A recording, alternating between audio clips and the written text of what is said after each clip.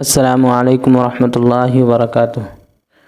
آج کا ہمارا سبق ہے سبق نمبر 33، پارٹ نمبر 33۔ تو آج ہم سبق نمبر 33 میں تختی نمبر 22 پڑھیں گے۔ تو چلیے، اعوذ باللہ من الشیطان الرجیم، بسم اللہ الرحمن الرحیم۔ تختی نمبر 22، میم ساکن کے قاعدے۔ ادغام شفوی، میم ساکن کے بعد میم آئے تو میم کو میم سے ملا کر غنہ کے ساتھ پڑھا جائے گا۔ اخفاء شفوی، میم ساکن کے بعد با آئے تو غنہ کے ساتھ اخفاء ہوگا۔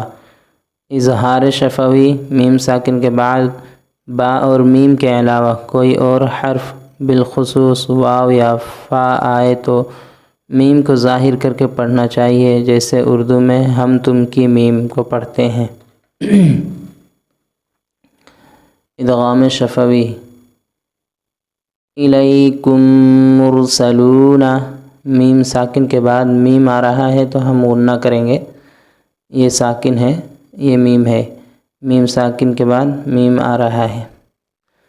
الیکم مرسلون لہم ما یشاؤون، یہاں پہ بھی میم ساکن کے بعد میم آ رہا ہے۔ لہم ما یشاؤون فی قلوبہم مرض فہم معرضون، یہاں پہ اگر ہم اخفاء کرنا چاہیں، روکنا چاہیں تو لہم ما یشاؤون فہم معرضون، اس طرح پڑھیں گے۔ اخفاء شفوی،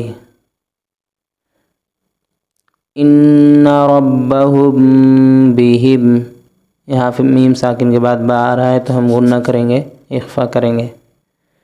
ان ربہم بہم ترمیہم بحجارۃ، یہاں دیکھیے میم ساکن کے بعد با آ رہا ہے تو یہاں پہ بھی غنہ ہوگا۔